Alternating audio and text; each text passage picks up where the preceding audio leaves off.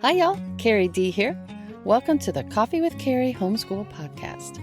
Join me every Thursday for some much-needed encouragement, coffee, and conversation. It's my prayer that this podcast will help you homeschool one step at a time, one day at a time, and one cup of coffee at a time. If you're blessed each week by my podcast, make sure you check out my book, Just Breathe and Take a Sip of Coffee, Homeschool Simply and Enjoyably, and my latest book coming out January 2026, A Home Education Handbook, 9 questions to ask for simple and balanced home-based learning. And if you have a teen, make sure you get your hands on my book, Homeschool High School, a handbook for Christian education. Then, share our podcast with some of your homeschooling friends who might need a little encouragement this week. Even better, let's get together for a coffee date. I meet with moms all over the world to help them tailor their home education to meet their needs, their budgets, and their homeschooling style. You can find me at my website, coffeewithcarrie.org, or on Instagram at coffeewithcarrieconsultant. So stick around, pour yourself a cup of coffee, put your feet up, and take a little coffee break with me. Let's get started.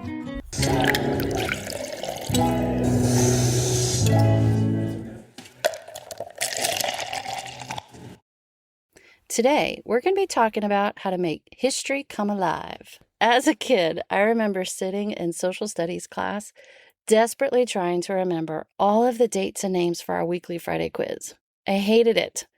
For the life of me, I just couldn't keep things straight. I couldn't remember the date, but I would put the wrong person or the event with it. Or I would remember the person, but switch up the numbers in the year. And since I had no concept of history and time, there really wasn't much difference for me between 1492 and 1942. It was all just a very long time ago with a bunch of really dead people.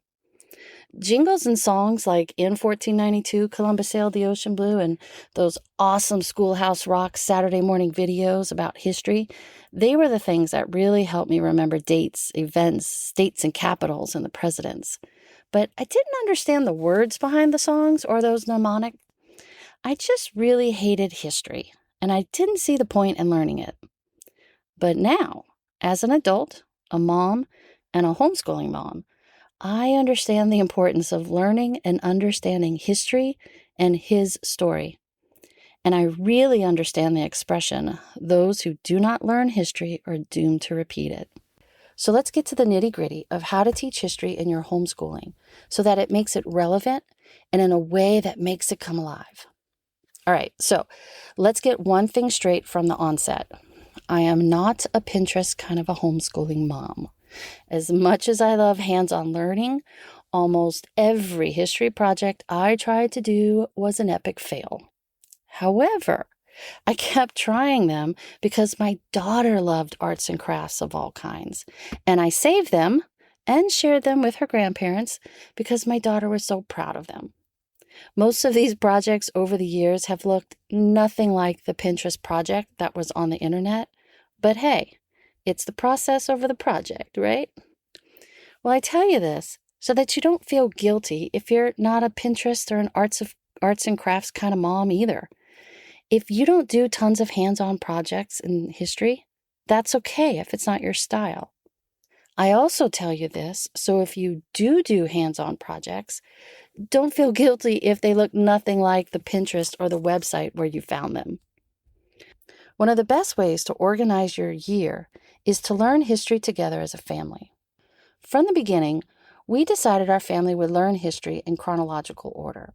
So we started literally in the beginning with Genesis 1:1, and we worked our way all the way to modern times. So we wanted to really dig into the different time periods. We didn't try to cram ancient history to modern times in one year. Like the classical method, we broke up our history studies into a 4-year cycle. So the first year, we studied ancient history, which means in the first year, we learned from creation to Christ. Then in our second year of homeschooling, we picked up from there, and we studied from the fall of the Roman Empire through the Middle Ages to the Age of Exploration. Then our third year of homeschooling, we focused on U.S. and world history from the colonies to the Industrial Revolution. And then the fourth year, we studied U.S. and world history again, but from the 1900s to the current times. So it usually took us about 4 years to learn about everything from the beginning of time to current time. Then, just like in the classical approach, we would start the cycle all over again. So we would start back at the beginning and learn from creation to Christ.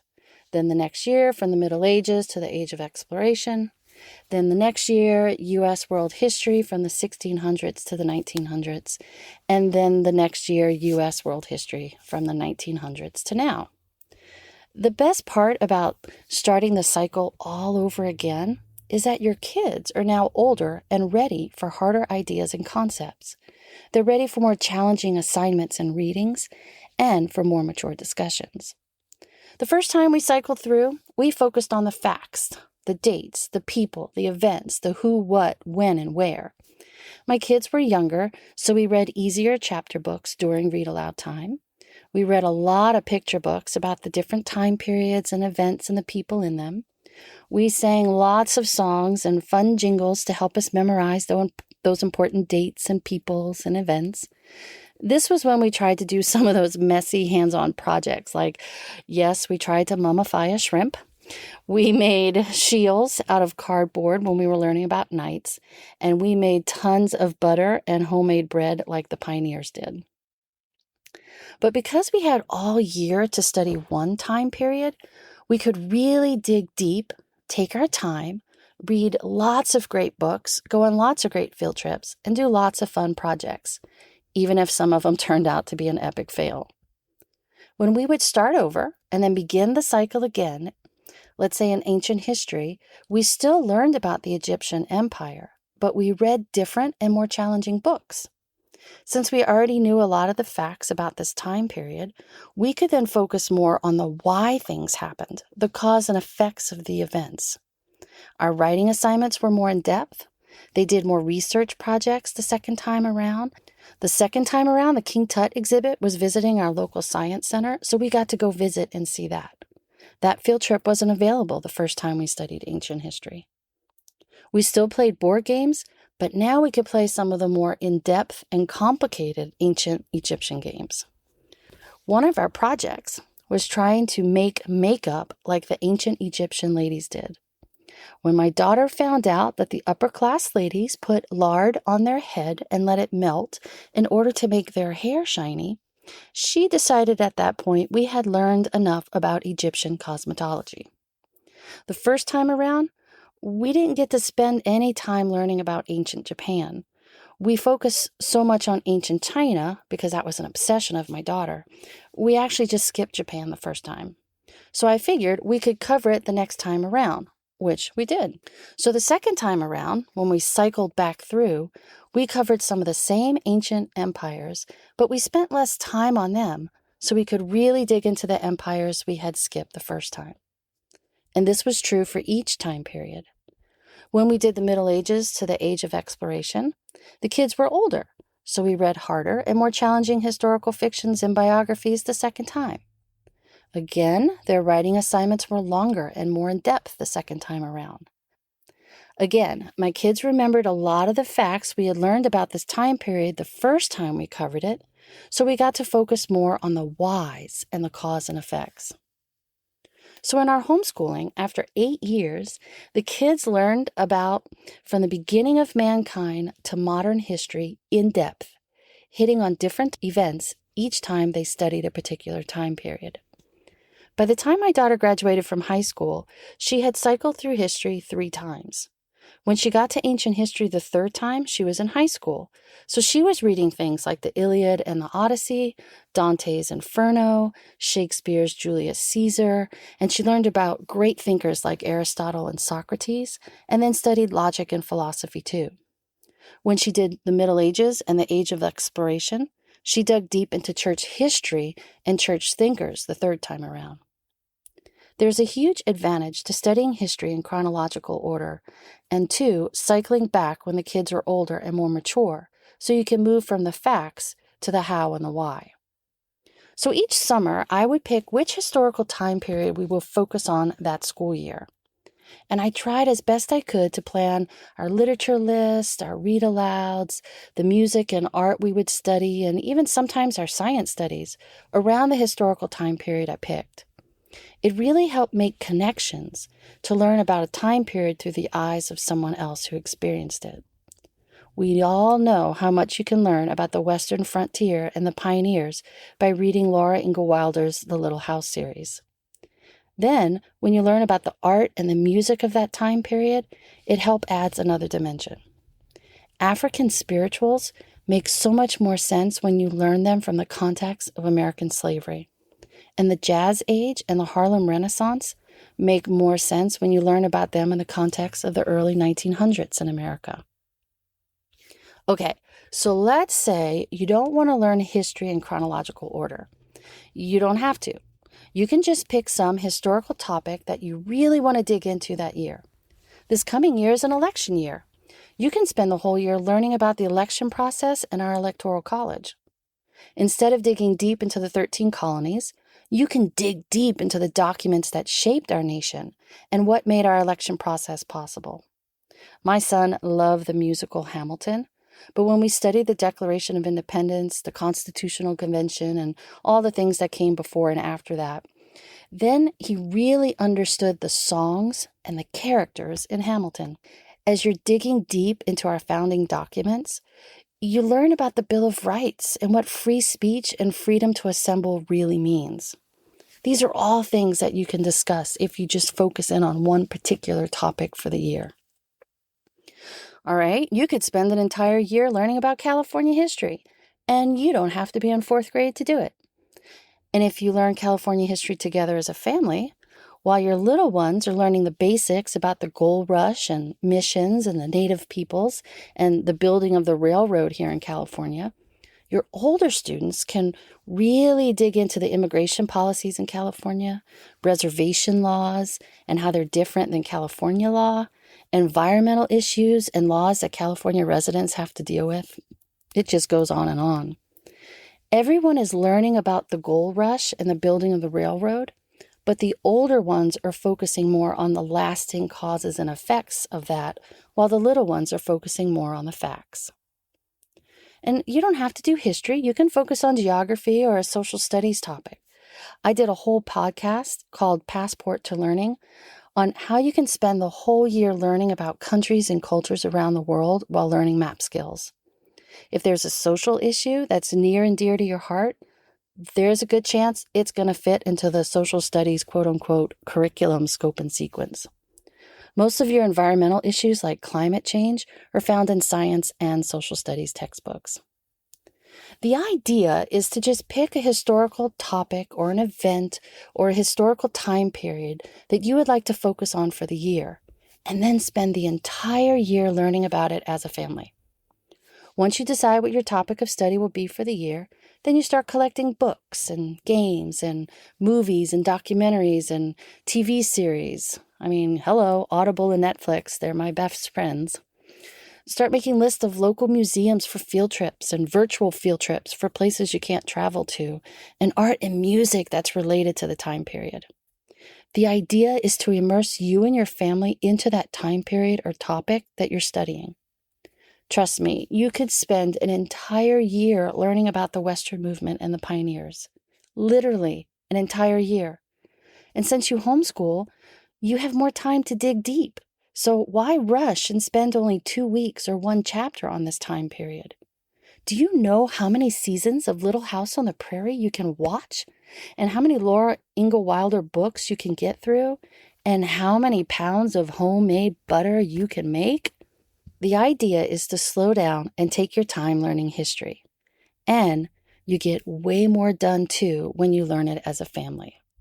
Now that you have your time period or historical topic you want to study, and you've gathered a bunch of books and games and materials, well, what do you do next?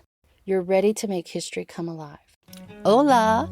Coffee with Carrie is heading to Costa Rica in June 2027, and we would love for you and your family to join us. Now, in partnership with World Strides, my husband Mike and I have curated an unforgettable 8-day educational adventure through one of the most biodiverse countries on the planet, beautiful Costa Rica. Pack your bags, bring your nature journals, get your binoculars, find your passport, and join me next summer.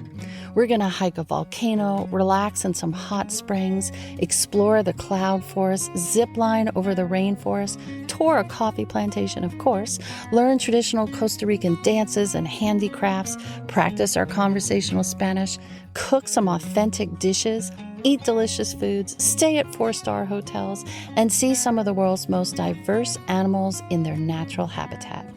It's an all-inclusive adventure. Yes, all the activities I mentioned, plus more, as well as your round-trip airfare, all your meals, all your hotel accommodations, and all your transportation is included when you sign up for this family adventure. Now go to coffeewithcarrie.org and click on the Costa Rica tab for all of the details, the registration links, the early bird registration codes, the age restrictions, the goodie bag gifts, and more. Make sure you also listen to episode number 329. I share even more details about the trip in that episode. I hope you and your family can join us for our Coffee with Carrie Costa Rica Culture and Nature Study Family Adventure, June 21st through the 28th, 2027. In the second part, we're going to flesh out how to study history in a super easy and stress-free way and have a lot of fun doing it. There are some great curriculums and resources out there for studying history, and if you've already found one that you love and works for your family, then keep using it. But if you find yourself just starting out maybe homeschooling, or you're in a rut because you've been using the same curriculum for years, then try using some of the ideas in today's podcast. One of the best ways to make history come alive is to make connections. And there are 6 ways you can do this. First, read historical fictions and watch historical documentaries and movies. 2, use timelines. 3, create homemade personalized history notebooks. 4, do some map work. 5, play some historical games. And 6, experience history through field trips. The first 4 are super cheap, sometimes free. The last 2, games and field trips, they can be free, they can be cheap, or they can be downright pretty expensive. But that's okay, because you aren't spending a ton of money on expensive boxed history curriculums. So you're going to have a little extra money left over for some really great field trips or some games. So let's start with the first way to make connections and to help history come alive. You're basically going to read and watch your way through history. All you really need is a library card, Amazon Prime or Netflix, and a book and movie wish list. So before school begins, sit down and make a list of the classic books you want to read aloud as a family. Make a list of picture books that you want to share with your little ones, and some chapter books that you want your readers to read independently. Then make a list of movies, documentaries, and even some old TV series that you want to watch as a family.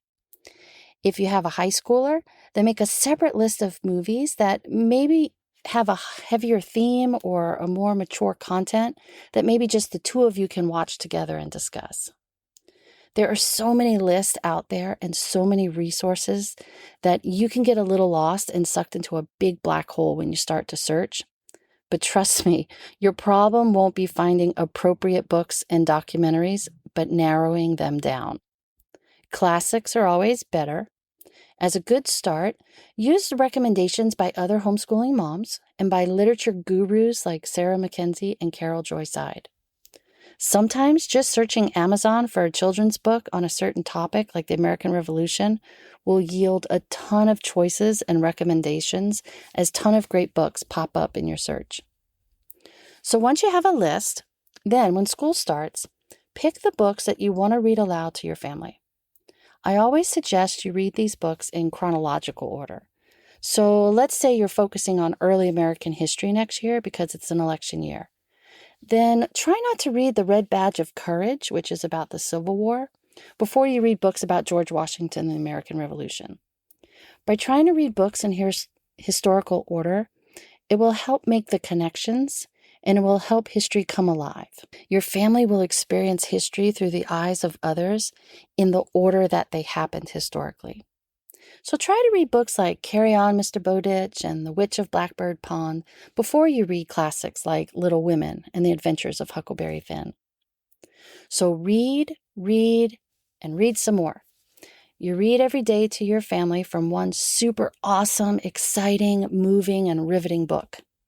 Then read a few picture books, either with the whole family or just with your little ones. Give your readers a list of chapter books to read on their own during their independent or quiet time. Your son may not completely enjoy family read aloud time as you're reading Little Women, so assign him Little Men to read on his own. Then pick a few movies or documentaries you'd like to watch with the family each month.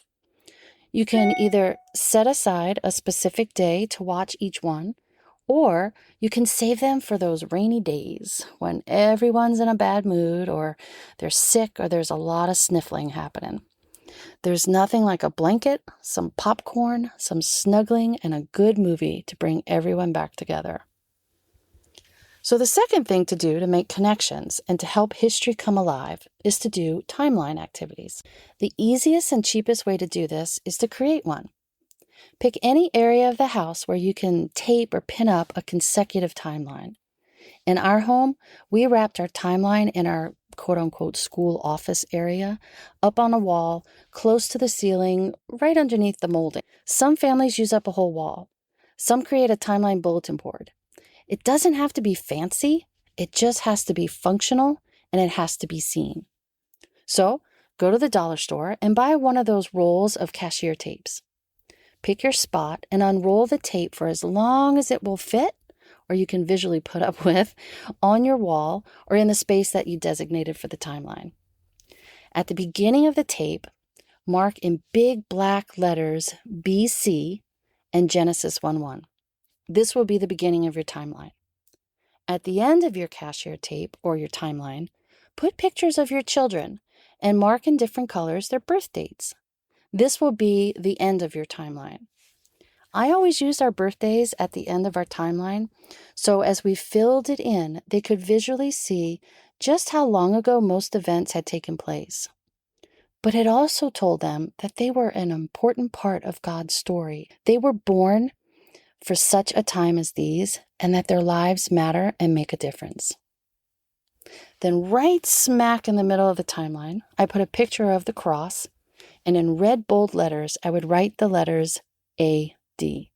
and the Bible verse John 3:16.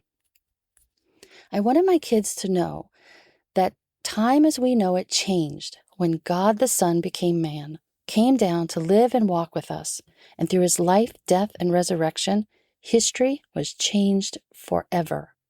There's a reason time is marked by before Jesus and after Jesus. It also helps your children visually see what events happened before Jesus' first coming and what happened during the church age. Then I mark on the cashier tape or your timeline paper tally marks with dates. So after Genesis 1:1, I mark 3,000. Then I leave some space and I mark 2,000.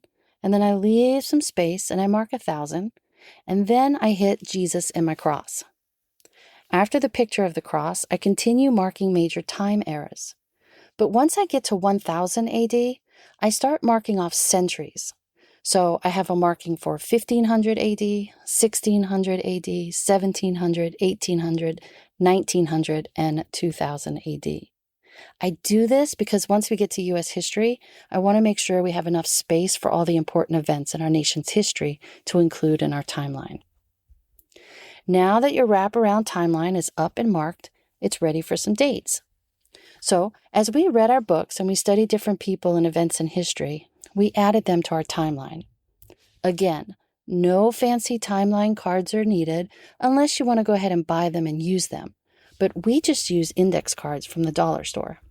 So let's say you just finished reading the book, The Watsons Go to Birmingham by Paul Curtis Page. It's a story set during the time of the Civil Rights Movement during the summer of 1963. So once we finished reading it, one of my kids would draw a picture or a symbol to represent the events we learned about in the book. They would then add a date, which was 1963, and then write a caption. So in this case, it might be marches or protest. And if the child was old enough, he would write a simple sentence on the back of the card to summarize the event. Then we would tape that index card on our wraparound timeline in the 1960s AD section. The marker is to help remember and visualize the important events during that time period. Then later that month, let's say you read the biography of Martin Luther King and you watch the movie Selma. Then another child draws a picture, writes the date, 1965, writes the caption, MLK or Selma March, on the index card, and if they're old enough, writes a simple summary sentence about the event on the back of the index card. Then you tape it on your wraparound timeline in the 1960s AD section, but you tape it a little bit after the Civil Rights Movement card you put up, since the Selma March happened in 1965 and Martin Luther King was assassinated in 1968. This helps your kids visually see what happened and when it happened, and maybe any possible cause and effects. We filled in and added to our timeline at least once a week with our index cards about what we were learning in our history studies and after we read. By the end of the year, one section of our timeline would be overflowing with index cards and markings of all the things, events, and people we learned about that year. Now keep it up, don't take it down. The next year, when you study a different time period or a different historical topic, you continue to add to your family's timeline. By the end of 2 and 3 years of homeschooling, your timeline will represent all that you and your children have learned so far. It's also a visual reminder to you in those really bad days when you feel like nothing is getting accomplished or that you're a complete and total failure. You can look at that timeline. It will remind you that you're not a failure and that your kids are actually learning a ton. Just look at the wall. It's proof. Now, a third way to make history more personal and to come alive is to create history notebooks. Some of my homeschooling critics usually ask, how can I actually teach history without using a textbook? Well, I tell them we create our own history textbook. There's so much to learn and remember when learning about different events and people that the timeline index card is only a marker. It only records the date, a caption, and maybe a summary sentence. It's your history notebook, which is where your students can record more details and specifics about each event or person. Now, I always gave each kid their own composition notebook for history, and it's nothing fancy. Each event or person we learned about gets a 2-page spread. On the left side or on the left page, the student draws the event or the person. When the kids were much younger, sometimes I printed a coloring page from the internet and they colored it, and then I'd cut it out and paste it in their notebook. Under the drawing or the coloring sheet, they would write a caption and the date. On the second page or the right-hand side, they would write about the event or the person. So, if your student is older, they can write a paragraph or 2, title and everything. If they're in middle school or a little younger than that, 1 paragraph is fine, or they can dictate it to you and you type it up and put it in their notebook. Younger students can write 1 or 2 sentences about the event, or you can give them a sentence or 2 to copy. History notebooks are a great place to use and practice copy work with your little ones. So let's go back to Martin Luther King and say you're learning about the civil rights protest and the marches from the summer of 1963 to when Martin Luther King was assassinated in 1968. So on the left page or the left side, your student would draw a picture of Martin Luther King or draw maybe the famous photo of him peacefully marching arm in arm with others. And then underneath the drawing is the caption, Selma, 1965. On the right-hand side, your middle schooler would write a summary paragraph about that particular march, what happened, where it happened, what and why it happened, and what were the results. He can include key people like Martin Luther King in the paragraph. And that's it. The timeline records when it happened with a visual reminder of the event, and your history notebook gives you details and facts about the event. Sometimes I even encourage the kids to write at the end of their summary paragraph their feelings about the event or what they learned from it. I mean, why study history if we're not going to learn from it and then do something about it? Then the fourth thing you can do to make connections and make history come alive is to include map work in your history studies. The easiest thing to do is, whatever they're studying, find the location on the map. It helps the little ones see just how close or far away these events happen, and older students begin to see that in some areas of the world, things haven't changed much. You can talk about the Empire of Babylon all you want, But until your student sees and realizes that Babylon is modern-day Iraq, which is right smack in the middle of the Middle East, he won't begin to make those important biblical, social, and political connections. That's really all you need to do for map work, too. Locate it on the map, maybe put a marker on the map, and you're done with it. We did a little bit more than that, but you don't have to. We also colored maps, we drew maps by hand, and we tried to memorize continents, countries, and places around the world. And I think this really helped because during my daughter's freshman year of college, she was so surprised at how many of her classmates had no idea where different places were located around the world. As the professor would talk about Sudan or Tasmania or British Columbia, she said she was usually one of the only students in the class who had any idea where these places were located in the world. So, how can we and our children analyze the news and current events around the world if we don't even know where they are? So by adding map work, even if it's super simple, like just locating it on the map or a globe or using Google Earth, it will help make very important connections for your child. Then the final two things to do to make history come alive are to play games and experience places firsthand. Okay, I'll be honest. Some of the best board games out there with a historical theme can be quite pricey. They're beautiful, they're historically accurate, they're rare, and they're super fun to play. But they're also worth purchasing. But I had a strategy. See, the money I budgeted and saved by not buying an expensive all-in-one box curriculum or pricey textbooks and teacher manuals, I used that money to purchase 1 or 2 new games a year. And if I had money left over, we used it on field trips. So, let's talk games first. Surprisingly, there's a game out there for just about every historical topic. Let's say you're learning about American history this year since it's an election year. You can play games like Constitution Quest, Hail to the Chief, Professor Noggin's History of the World, Monopoly USA Edition, the Donner Party or the Oregon Trail, Ticket to Ride, Made for Trade, the Colonist Card Game, Risk, American History Memory Game, and that's just to name a few. Play a game during your morning basket time, or during or after lunch, or with your co-op friends, or maybe have a game night with the entire family. Most of the historical games out there are simulations or strategy games that use the events and circumstances of different time periods or historical events as the backdrop. So as you try to win the game, you're also learning about history in the process. So you see, you don't need to buy all new games. You can just use the ones you have or the ones you buy from a garage sale. Now, let's end with talking about field trips. This one's a no-brainer. We all know how fun, hands-on, and exciting field trips can be. So I don't think I need to convince anyone out there of the advantages of incorporating field trips into their homeschooling. The hardest part about doing field trips is the follow-through. Sometimes our schedules get so out of whack, we convince ourselves we don't have time for field trips. Sometimes our budgets won't allow more than 1 or 2 field trips a year.